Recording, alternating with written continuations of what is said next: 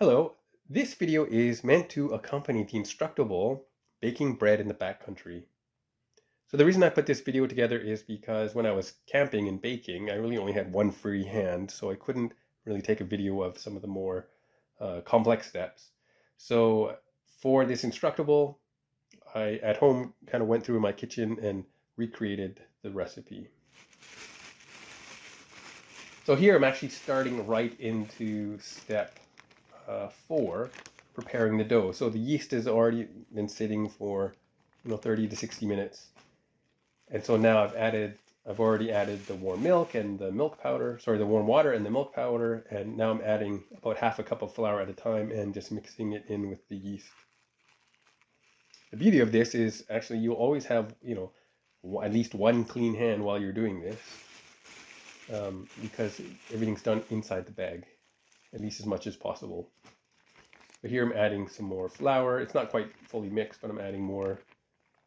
And you can take your time with this.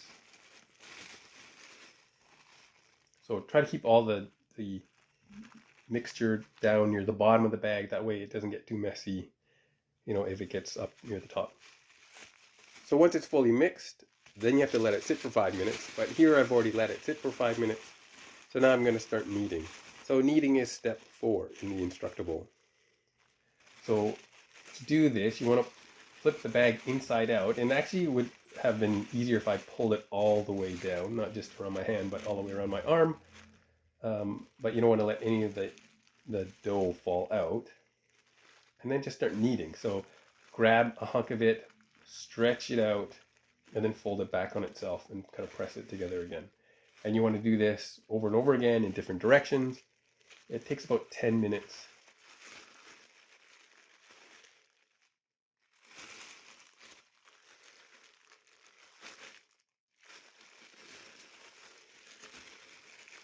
So what this does is it takes the gluten molecules and it kind of stretches them out. And actually, because you're going in different directions, it makes this sort of lattice-like pattern, this crisscross pattern inside the dough. And that traps the pockets of carbon dioxide when the yeast starts fermenting and metabolizing as you let the bread rise. So here I'm getting to the end of kneading it. Normally then at this point I would try to peel off all of the extra dough off my hands. Usually you use a spoon, kind of scrape it off and put it back in, but just for the sake of time I just collected it all back in the bag, and then I just stick it in the container, and then I let it rise for about an hour to an hour and a half, okay, somewhere in a warm spot, and it's going to double in size.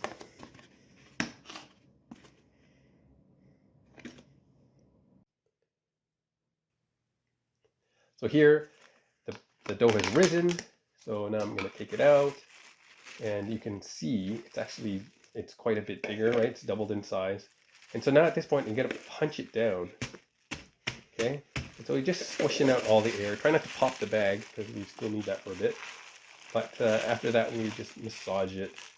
But this is fun with kids. Kids like to punch the dough and everything. But again, trying not to pop the bag, just kind of squeeze out all the air. If you've ever had bread with a big, huge pocket inside, they haven't done this step, very well, right? They didn't get rid of all the air. We're just going to let it sit for another 5 minutes just to rest, and then it makes it easier to work with. So now after the dough has rested, it's only been 5 minutes since we squeezed out all the air. And now we're going to portion the dough. So this is step 5, forming the bun.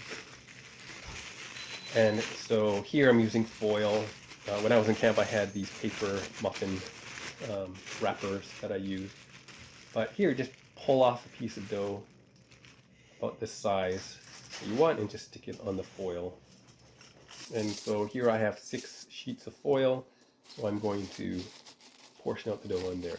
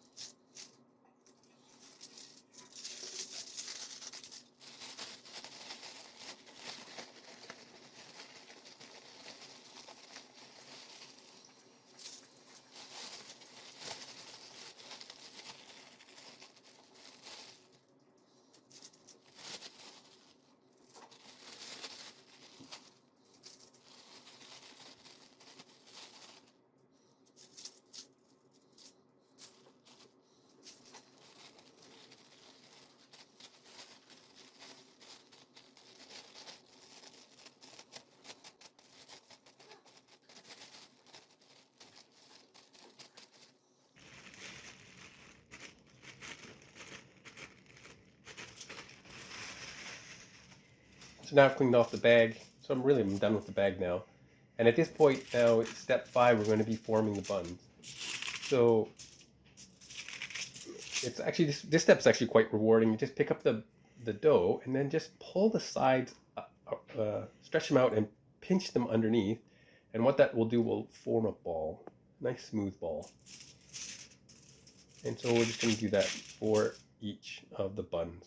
And it goes pretty quickly. You can see at this point now, the dough is really not, it's a little bit sticky, but really not that sticky. So we can do that with, with dry hands, clean dry hands, and it's really no problem.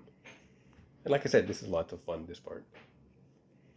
And we're almost done, actually. I mean, after we form the buns, we have to cover them so they don't get dried out, and then we let them sit for about 45 minutes to rise in this shape so that they expand and they get a little bit bigger, nice fluffy, just like bread.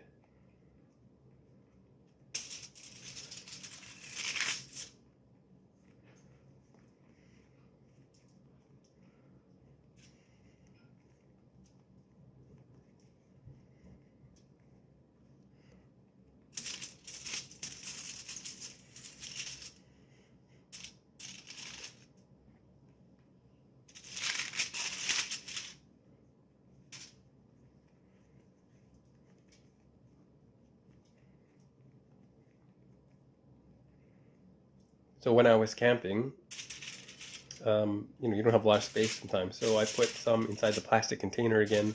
I put some inside the cooking pot, just cold, not heating it up or anything.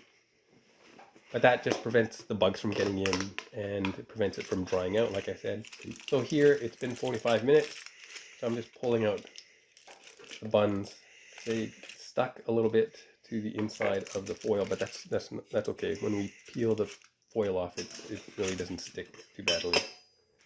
Then here are the ones inside the pot. So now at this point, we're actually going to get ready to start cooking. So hopefully you have a fire going, or if you're using a stove, each one will take 10 minutes, right? And so as many as you can fit into the pot. So now I pull out my faux baker, and so the first thing I need is the aluminum strip, and this just prevents the top from dipping, into the water. It prevents our bread from getting wet, in the water. So just loosely coil this fine, and then here is the top.